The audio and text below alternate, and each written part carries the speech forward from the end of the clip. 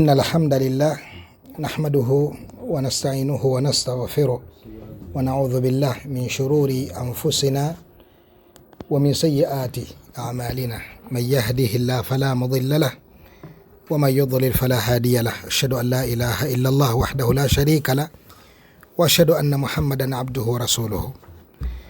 tukyali ku kikolo ekisooka ku bikolo bino 10 ng'ekikolo kino bwe bukulu bw'okutambuliza daawa ku ilmu, ku kumanya. Omuntu n'abeera mu nsi ng'ali ku ddiini ezimbiddwa kumanya. Okumanya kuno Sheikh nga bwakukoonyeeko okwogerwako wano kwe kumanya okutegeera Qur'an, ebigambo bya Allah n'ebigambo by'omubaka Muhammadi sallallahu alaihi wasallam, eyitibwa al-ilmu ash-shar'i. Al-ilmu ash-shar'i, ilimu ya sharia. Abantu bangi abasomyeko balowooza nti obusalafu buvumirira okusoma kwe basoma, okubeera dokita, okubeera yingine. Kituufu waliyo okusoma kwe tuvumirira, naye nga tetuvumirira kusoma. Waliwo ebika waliwo ebisomwa bye tuvumirira nga bwe tukulaba obisoma. Amanyi bagitaba ilmun dhar. Ilmun dhar, ilimu ekola etya? Ekosa. Nga bwe tunakwetegereza nti osomye eki, nti nsomye MDD, nga tugamba nedda olwo tuganye kusoma ekyo, tuba kumanya nti oli mu kusoma busawo, tetwali kunyeze. Kitegereka n'ebirala bingi ebifaanaganako bwe bityo. Naye omusiraamu ali eyo ng'asoma era ng'akola kaweefube mu kusomesa omwana, alina ekintu kyateekeddwa okumanya. Allah yakitulaga mu Qur'an, falamma jaa'athum rusuluhum bilbayinat farihu bima indahum min al-ilm. Ababaka bwe bajjira abantu abaali abayivu ku mirembe gy'ababaka abo, beekuzanga, bakalambalanga, beeragiranga ku bubaka bwa Allah tabaraka wa taala. Lwaki? Kubanga looya mumanyifu, naam, yinginiya mumanyifu, muzimbi mumanyifu, naam. Irimu gye baali balina yabaleetera okwewanika ku bubaka bwa Allah subhanahu wa taala, ne beewanika ku babaka ba Allah tabaraka wa taala. Ekintu kino gwe ng'oweerera omwana wo, kyetugambye tetuvumirira kwerera mwana, teekayo ebirowoozo, naam. Oteekeddwa okutegeera amakulu ago nti ekikolo ku bantu abasomye. Eno mu busiraamu tetubayita ba ulama, tubayita ba muthaqafuun, naam. Yani ayina thaqaafa. Thaqaafa kyeki? Kigamba ayina ebintu byakugukamu. Eyo thaqaafa ali eyo talowooza nti linnya lyakukakkanya. Oli muthaqafu mu busawo, oli muthaqafu mu bwaki. Kati eyo irimu ya thaqaafa feffe nnyini mu bye tulabako, bo bennyini bannyiniyo beekakasaako nti abasinga abagirina obusiraamu butoniwa mu bulamu bwabwe. Era bagamba kakati gwe weeyisa nga ataasoma, oli rigid ku ddiini nga ataasoma, nga bebe kyeyogerera. Kitegeeza bagati omuntu bw'aba asomyeko, naam, talina kubeera awo nti yeekutte nnyo ku ddiini ekiyitiridde. Mungoberera bulungi? Ekyo kimu. Bwe bamala okukyekakasaako ne beeramulako ennamu efaanaganako bw'etyo, tugenda okunanga n'abantu abasigadde babalamulako ekintu ekyo. Subhanallah, toyinza nakukkiriza nti omusajja odokita ku ngeri gy'afaayo ku ddiini ye. Babategeeza ki? Nti ekikolo ku baddokita butafa ku ddiini. Baboogera ku baddokita abakatoliki, abasiraamu. Subhanallah, toyinza nokugenda nti omusajja oyinginiya. Lwaki? Ku ngeri gy'afaayo kuki? Ku ddiini. Kitegeeza nti abantu obubumbwa bulamula ku bamuthaqafiin, ne bamuthaqafuuna bennyini beeramulako nti eddiini tetera kuba hobi yaabwe. Kitegerekeka? Tetera bakuba nnyo. Lwaki? Kubanga obwongo bwabwe sitaani buyingizaamu gamba bali basoma, baseeka basoma nga naffe tusoma, n'abakube bayiga nga naffe tuyiga. Ne batamanya nti bino bikwatagana ku saada yaabwe ku akhira. Tebalina bireetamu kuvuganya wano ku dunia nti obaseeka basoma ddiini naffe tusoma byaki. Gwe looya weetaaga iremu n'embeera endala efaanaganako bwetyo. N'olwekyo kibaleetera okubeera nga gamba banakuwala, kibakaluubirira okwetoowaza mu maaso ga irimu, kubanga bawulira balina status ku saidi eri. Kati ekino kibalowooza nti basobola oba ebirowoozo byabwe endaba yaabwe zigwa nazo ziweebwa ekitiibwa eno ku saidi gye bataakola batya, gye bataasoma. So nga abuwalimu bwate beetoowaze. Toyinza kugamba nti nange nasoma nnyo biki wengenda mu busawo nti amuveewo nange mumpe nyambale egando lyabwe eryabadokita. Naffe twasoma ne tuyingirira ebintu byabwe. Tetubiyingirira. Tumanyi we tukoma. Tumanyi we tukoma ku kuzimba. Tumanyi we tukoma ku kubajja. Tumanyi we tukoma bye baasoma. Tumanyi we tukoma ku ki.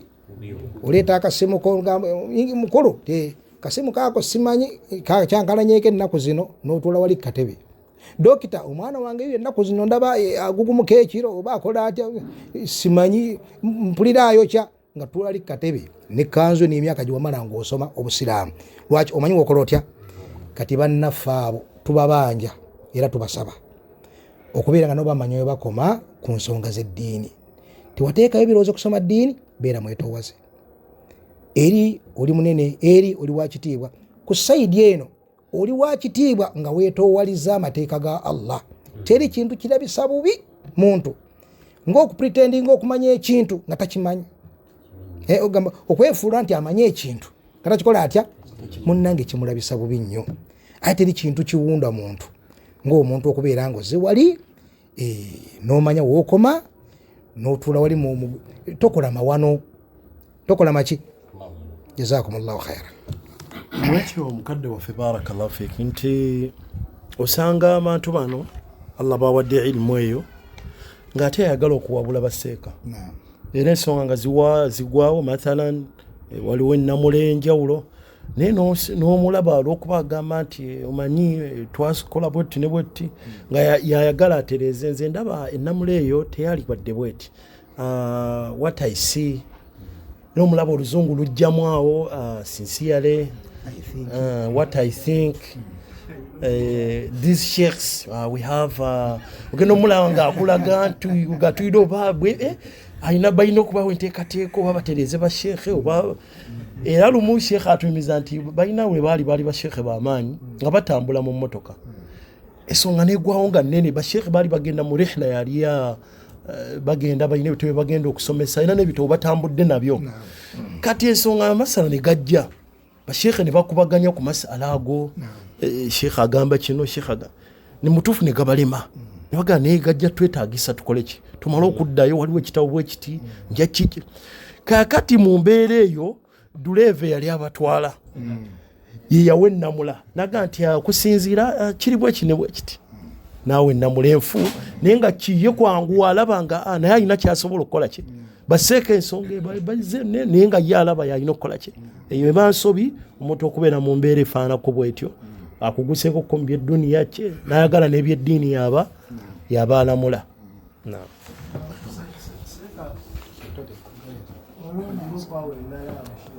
Naam. Yabahaji yasoma bwa dokita. Waliwo gurupu ey'abalala awo seeka gye twagala nabo mutulambululemu. Teyasoma bwa dokita oba nti musawo oba inginiya ate teyasoma bwa basheekhe eno. Naye yagenze ku Kaaba haji oba alhaji tugenda olanga naye bageze oyo yawe ali atya. Ogwo omuteeko nagwo fitina. Era abamu abo bw'aba haji ate nno bw'aba alina pajere ennene kiba kigezaawo ne imamu ayinza okubaaka nga talina kyagenda kwogera. Haji ajja ategobaawo obwa chairman awo kati imamu ayinza n'okwogera ne wasoma aya n'abazza ebbali n'aga okusinziira ndaba ki. Kati bw'aba yagendako e Makka ogenda okumulyanira ffe twali e Makka nze gwolaba twali ku Kaaba mu G9. Kati ennamulazi olw'okuba yayitako e Makka yakola bwati ne bwati abalaga nti eddiini olwo yagikola ki. Ekyo kiba kigezo n'ekigezo kira kye eky'abantu abo ennaku zino kati abakulembera emizikiti naddala bakyeyamaani mu mbeera eyo olaba nga kyebamanyi kyebalabye kiriko irimu tekuli irimu kyekirina okukola ki kyekirina okulamula ku muzikiti kyeyamaani yagambye yabeera mu mbeera eyo nga ne imaamu ne bwajja n'asoma aya n'aleeta kino abeera be bakambwe imaamu olugira bati bamugyeko bateekeko gundi bakole bwe bati wallahu almustaan. أغامبي قال المصنف رحمة الله عليه أغامبي والطريقة التي ينال بها العلم يصعب أن نحددها بحيث إن كل شخص يكون ملزما باتباعها ولكن أحسن الطرق في نظرنا هي ما كان عليه علماؤنا رحمة الله عليهم أجمعين. wano Sheikh ayogera ku nsonga tugambe irimu okusoma kikolo kinene kakati tukwate kubo ki tutandike na yasaruna tutandike na sura eno soke tukwate al-Fatiha abantu ikhlasu tukwate kubo ki twalitandikidde mu kitabo kibe tugamba lugha aqida kubo kiyinza okuba ekizibu okulikomeka naye olusi kisoboka okubanga omuntu buli omu mbeera ye waliwo olabanga eddala lyaliko nga tuyiza oba mu ggwanga lyaffe tuga tumutandikize ku yasaruna olwo oyinza okujja n'ogalla okusinziira ku mbeera gy'alimu katumutandikize mu bitabo bino eby'olulimi addiŋŋane tumugamba asooka ayimba olulimi alutegeere nga tunamuyingiza kukwata hadithi asooka ategeere bayitu kitegeeza ki shajaratu kugamba ekyo si tawqifiya nti tujja kikomeka nti asooke na kino adde ku kino la tusobola okutunulira n'omuntu buli omu embeera ye oba muno buli omu ayinza omuyizi ayinza okubazze nga badde alinako ejjuzo 5 tuyinza okulaba wano tumutandikize wano tumuteeke musita bweguti ga buli omu tutunulamu naye n'agamba ekkuba era eridungi abamanyi baffe abanene lye bazze batambulizaako mu kusomesa erimu engeri gye bazze batulagamu bwe bakusoma mathalan aqida engeri gye bajja batulagamu tandika n'ekitabo kino dde ku kitabo kino bwekuba kusoma lulimi ne bagatandika na kino jangu na kino bwotyo mu fiqihi ne bajja nga batulaga mu mbeera efaanako bwetyo biidhini subhanahu wa ta'ala kwega tetulina gundi gye tuyinza kukaka nti olina kugira bwoti era bwoba tonnagira wano naye lwakubeera omuntu tutandika n'okuba nti ogenda kuba wakayingira bwoti irimu ogenda nti kandeete kati ngenda tandika na musnadi ogwa imamu ahmad rahimahullah oyingira bwoti mu irimu ogende kati ngenda tandika ne tafsiri eya ibn jariri tabari ngenda wakayingira bwoti irimu noga mundetere Baghawi tafsiri ya Baghawi oyina okuba nti ogenda kuva mpola ng'ojja okola ki ng'ojja olinnya biidhini subhanahu wa ta'ala mathalan omuyizi agenda kusoma aqida nga yakayingira bwati mugereeta ekitabo al ibana ibn batta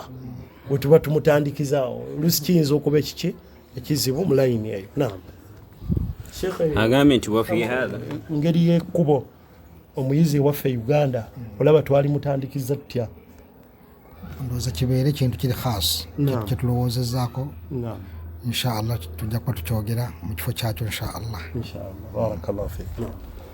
قال رحمة الله عليه أغاميتي وفي هذا يقول الشيخ العلامة عبد الرحمن بن سعدي رحمة الله عليه كما في فتاويه وتعيين ما يشتغل به أي الطالب kula agenda baya Sheikh Abdurrahman Saidi rahimahullah omuyizi yali badde irimu atandikana ki alinya atya kati kino ku kigambo kya Sheikh Saidi rahmatullahi alayhi agamba naam agambye nti rahimahullah kitabu kya fatawa kule yuzo rahimahullah وتعيين ما يشتغل به أي الطالب من الكتب يختلف باختلاف الأحوال والبلدان.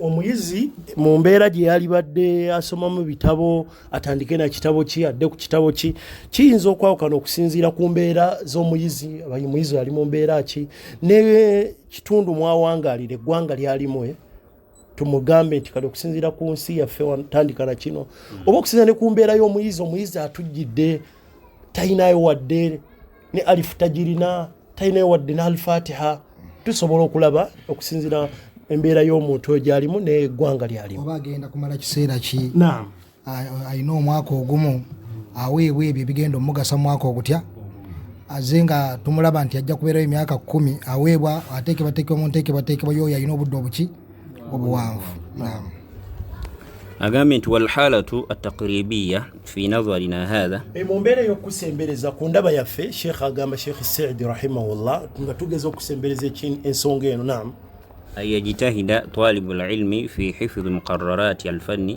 الذي يشتغل به.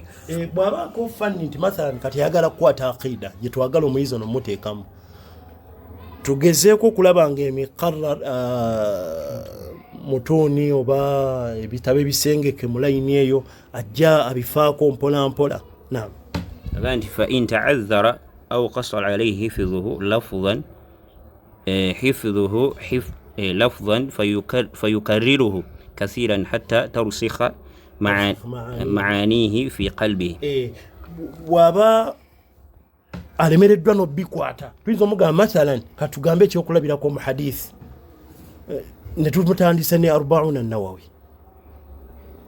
ne tujja mpola Umdatul Ahkami biyinza omulema okukwata hadisi ne zigira abakutta 40 an-Nawawi alinga agikutte na bw'atandika Umda bagenda okudda omubuzaamu za 40 nga takyakola ki teziriiwo kati oyo akola atya agezeeko okulanga akwate naye bwe bigaana falyukarriruhu kathiran agezeeko era kale okubanga addamu innamal a'mal binniyat bw'akitaba akikuttaddemu nnyo bijja tuuka nga bizi n'oli bw'ajogera ategere ayogera hadisi wadde tazikutte bulungi ddala naye ng'era bw'oba ozisomye alaba wookola ki wooli insha allahu tabaraka wataala n'amakulu gaazo gasobole okwongera okuyingira mu bwongo bwe naam أقامت ثم تكون باقي كتب الفن كالتوضيح والتفصيل لذلك الأصل الذي أدركه وعرفه. bino bitabo ebirala ebinene bibeerenga byongerezaako okwongera okumugaziiza nenga already alina eno entandikwa naam فلو حفظ الطالب العقيدة الواسطية لشيخ الإسلام والثلاثة الأصول وكتاب التوحيد لشيخ محمد وفي الفقه مختصر الدليل يعني دليل الطالب ومختصر senga muyizi kale aba akutte ebitabo nga bino al-aqidatul wasitiyya kya Sheikh al-Islam Ibn Taymiyyah rahimahullah yomanyi Allah yamuwa kali kabonero bwa ilmu ebitabo bye bisinga bw'obyegendereza muwulire kyebitaba Sheikh al-Islam Ibn Taymiyyah yabiwandiikanga nga bibuuzo biva eri abayizi era oluusi baamuddiŋŋananga oli avudde gy'avudde kati ng'ono yava ewasiti najja nambuuza ekibuuzo Sheikh n'awandiika aqida esomesebwa kati ne matendekero aga waggulu universities naye nga kyali kibuuza ali awo ne bamubuuza n'atandika oluusi bambi yeetondanga nga ne byawandiikako biweddewo namugaaka tuwandikako byebyo rahimahullahu tabaraka wa taala naam al-aqidatu al-wasitiyya bangi abalowooza nti kitegera nti aqida eya wakati naam Sheikh tambihi bikolesa waliwo abalowooza nti aqida eya wakati la yagiwandiika omusajja ono yamubuuza gye yali akoze ki yali avudde mu kifo ekiyitibwa wasiti ng'ayagala amuwandiikire enzikiriza entuufu nga bw'olaba nti ebitabo bingi waliwo alfatwa alhamawiya hamawi nakyo kifo oli yajja kati Sheikh oluusi ebitabo bye baabiwandiikanga okusinziira ekibuga omuntu gy'avudde azze n'abuuza seeka n'amuwandiikira ne bakikazaako erinnya erikola ki erifaanako bwe bityo nga bw'olaba waliwo ne Ibn al-Qayyim era risala tabukiya omusajja yali ava tabuki n'agiwandiika nezigenda nga zaatikira Ibn Taymiyyah alina bingi ebiri ku bifo nga kyekirala nga kifo ne bakiwandiika nga kati kino tebategeezaamu nti eya wakati ng'abayizaamu bayinza okulowooza makani wasiti Yazid ibn Harun al-Wasiti Shu'ba Sebo Wawa ibn Hajjaj al-Ataki al-Wasiti naam huyo imam amirul mu'minin fi al-hadith Shu'ba rahimahullah tabarak wa ta'ala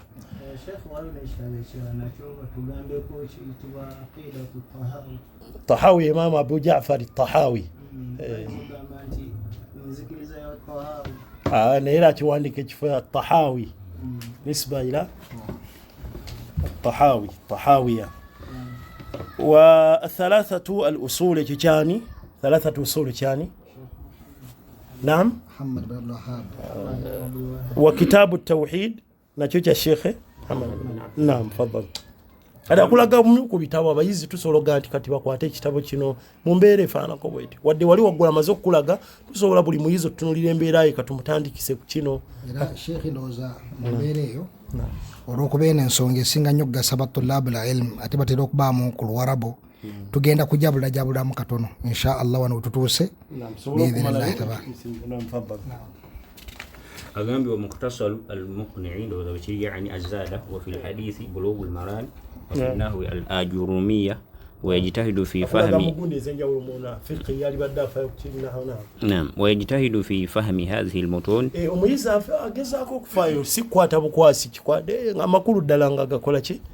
agamanya agategera mituni ninatafaayo kutegeera shuruhat za mituni wabukende mathalan akutte Qur'an nitafaayo ku makulu gaki Qur'an tafsiri wayo. Naam agamiti waraja alaiha ma tayassara min shuruhiha au kutubi fanniha kwate ebitabe bya bisomi agezeko okufaayo okulabanga ebitabe bibinyonnyola mathalan bwe tugambe thalathatul usul afeeyo waliwo shuruhat ennungi ez'abamanyi abanene Sheikh Ibn Bazi Sheikh Ibn Uthaymin agezeko nabyo okugenda nga abikola ki bisoma yongera okubitegeera. Naam waraja alaiha ma tayassara min shuruhiha au kutubi fanniha naga fa innaha kasharhu laha لأن الطالب العلم إذا حفظ الأصول صار له ملكة تامة في معرفتها وهانت عليه bwabanga amaze okukwata usulu ebikolo olwaba alina malaka okubanga asobola okutegeera n'agenda nga gazi w'omuyiri malaka kyeki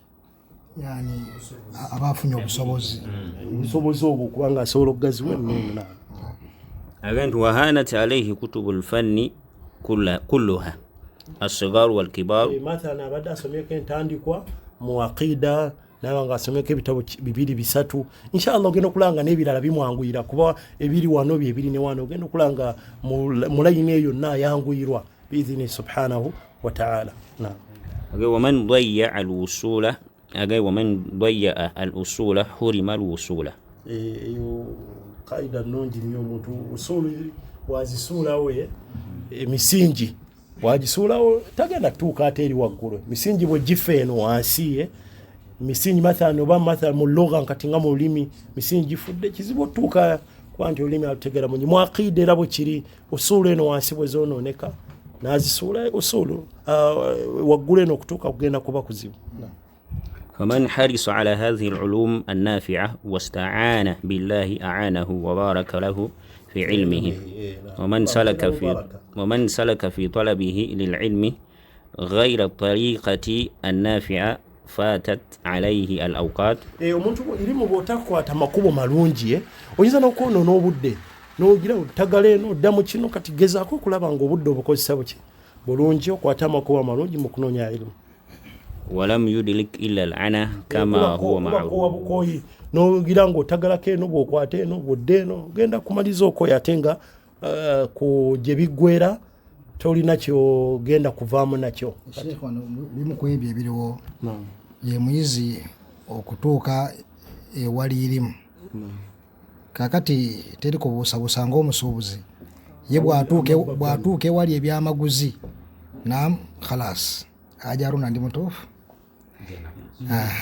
kakati n'omuyizi bw'atuuka ewali irimu agenda okuyingirako mu makitaba allahumma bariki nini ebitabo byonna biraba byonna ayagala aba birinamu akamiro ng'enjogera weeri si bwe kiri ogenda okukakkana obadde oli ludda mbaddeyo makitaba nkola bahthi munnange gyoyagala okukola tosobola kugikola ne bw'onaatuulayo ewiiki nnamba okutuusa nga ofunye tools ezigenda okusobosa okola ki okola bahthi eyo tools eziriwa oli golengera atudde wali wansi mu kasonda ali mu kusoma ajirumiya oli golengera dde oli mu nsonda ali mu kusoma alqawaid al arba oyo ali mu kunoonya ebyuma tools ezigenda omuyambako okutuula mu makitaba waggulu eyo bolengera abatudde tugati nabo bantunga nze ekituufu bantunga ggwe naye ogenda okumanya batuulayo ddi basooka kutuula mu busonda olengera seeko oli wasomesa mu nsonda basooka kutuula wali nebatuulawo emyaka nga giigyo ne bambukayo waggulu katonotono tukigamba nti makitaba togiyingira nti efuuke egundi haramu kuggwe la tekigana kuba yona kitabu kitono n'ogenda newe traininga kukiyitaayitamu mpola naye nga tomalireyo budde ng'omanya nti eno wansi gye nyina okunoonya amaanyi seeka gayise malaka aganyambusa luddawa waggulu mu makitaba era ogenda okakkana eno agirumiya ng'ekuyambyeko okutegeera ekitabo ekirala ekuyambyeko okutegeera nahu yennyini ekuyambyeko n'okutegeera fiqhi ekuyambyeko n'okutegeera tafsiri kubanga haqiqatan empeereza embweti esobola okukuggyako point n'otagitegeera kyabadde akola atya kyabadde agamba lwampeereza emyokka bweti oba kubanga ogitegedde walitegedde kyakola ki kyagamba. Jazakumullahu khairan. Barakallahu fiki. Era n'ekirala oluusi ku muyizi okubanga tateredde awo omulaba olw'okuba alabye waliwo mathalan halaqaati nyingi wano eno yakino omulaba wano tannamala naddukamu eno nadde eno ali awo bwatyo n'ekitabo yakakitandikako empapula 2 nadduka ate ne ku kiri kino kyo kikomyawo bwagirawo nti ate waliwo ne seeka wakino naye n'abeerawo bwatyo wano taggusizza nga ali wakati muki bwatyo. Naam, tumalize Sheikh. Kama huwa ولم يدرك إلا الآن كما هو معروف بالتجربة والمشاهدة. انتهى كلامه. انتهى كلامه رحمه الله تبارك وتعالى. Ekyo bitwogera Sheikh agameno tajruba embeere faanako bwetyo omuntu okubanga watabaako kyayimiriddeko ogenda musanga iri mutagenda atagifuna amalize agenze njagala kino emisingi eno tagirina bwagenda njagala kitobwe kiti kya mumanyi bwati amalize okugira yonna nga akoye nenga talina kyakoze eki kyavudde nakyo. Ye aslu esooka mu bikolo ebya da'wa yabaki eyabasalaf. Insha Allah mu darusu eddako Sheikh agenda tulaga ekikolo ekyokumeka ekyokubiri alhirs ala at-tatbiqi al-amali للإسلام. ekyo nno kikulu nnyo fi hin ng'ebibinja bingi tebyakitunuulira kyetujja okutandikirako biidhini subhanahu wa ta'ala. wa barakallahu fikum.